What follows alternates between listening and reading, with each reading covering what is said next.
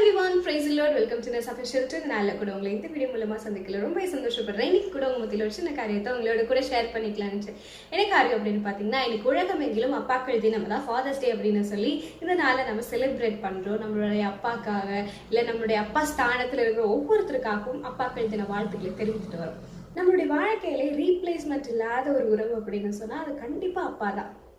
அவருடைய அன்புக்கு, அவருடைய கண்டிப்புக்கு, இல்ல அவருடைய சாக்ரிஃபைஸுக்கெல்லாம் ஒரு அளவே கிடையாது. அவ்வளோ பியாண்ட் தி லிமிட்ஸ் அப்படின்னு தான் அவருடைய அன்பு இருக்கிறது.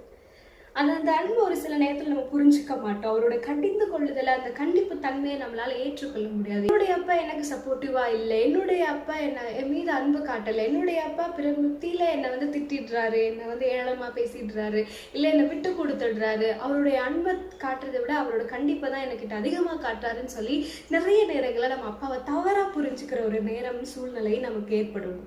இதே போலதான் தேவனுடைய அன்பையும் நம்ம தவறாய் புரிந்து கொள்வோம். அவருடைய கண்டிப்பு, அவருடைய கடிந்து கொள்ளுதல், இல்லை அவருடைய சிற்றையோ இல்லை அவருடைய அன்பையோ அவர் என் மீது அன்பே கொள்ளலை, அவருக்கு என் மேல இரக்கமே இல்லை அப்படின்னு சொல்லி இந்த மாதிரி நம்ம ஆண்டவருடைய அன்பையும் உலக தகப்பனுடைய அன்பை புரிந்து கொள்ளாதது போலவே பரம தகப்பனுடைய அன்பையும் நம்ம புரிந்து கொள்ளாமல் போகிற பல நேரங்கள் உண்டு.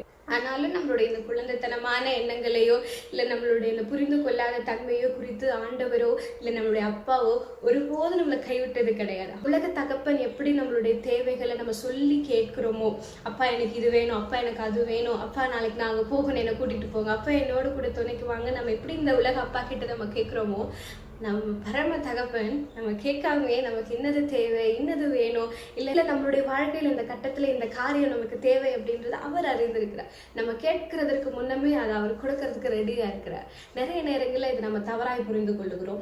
பல நேரங்களில் நம்முடைய வாழ்க்கையில நம்ம ஒரு சர்ஜனை போல, இல்லை ஏளனமாய் பார்க்கப்படுகிற ஒரு அப்பாவியை போல, ஒரு ஏமாளியை, ஒரு கோமாளியை போல நம்ம தெரிஞ்சாலும் நம்மளுடைய ஆண்டவர், நம்மளுடைய தகப்பன், அதாவது உலக தகப்பனோ இல்லை பரம தகப்பனோ நம்மளை ஒருபோதும் கைவிடுகிறதே இல்லை. அவங்களோட கோவம் நம்ம மேல இருந்தாலும் கூட அதையுமே பொழுதே நம்மளை கைவிடாத ஒரு உறவு தான் நம்மளுடைய அப்பாக்கள் உறவு. இதை ஞாபகப்படுத்துற விதமா, அதை போற்றுகிற விதமா அம்மா உங்களுக்காக ஒரு சாங் பண்ணியிருக்காங்க, கேட்டு என்ஜாய் பண்ணுங்க.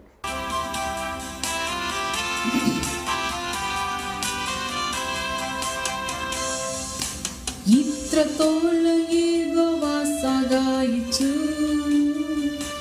ഇത്രത്തോളം ദൈവം എന്നെ നടത്തി,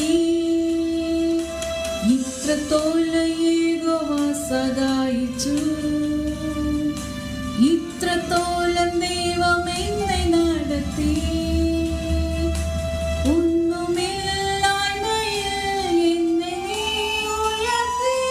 ഇത്രത്തോളം യഹോവ സഹായിച്ചു, ഒന്നുമില്ലായ്മയിൽ എന്നെ നീ ഉയർത്തി, ഇത്രത്തോളം യഹോവ സഹായിച്ചു.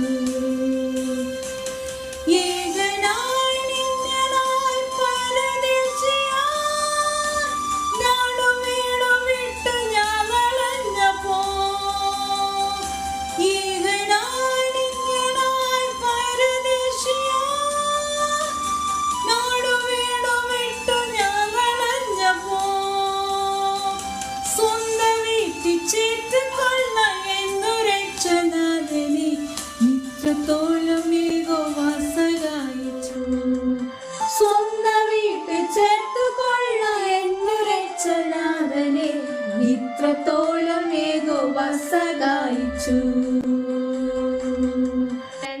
I hope you all enjoyed the video. நம்மளுடைய அப்பாக்கள் எப்படி நம்மளை ஒருபோதும் கைவிடுகிறதே இல்லையோ, அதே போல தேவனும் நம்மளை ஒருபோதும் கைவிடுகிறதே இல்லை.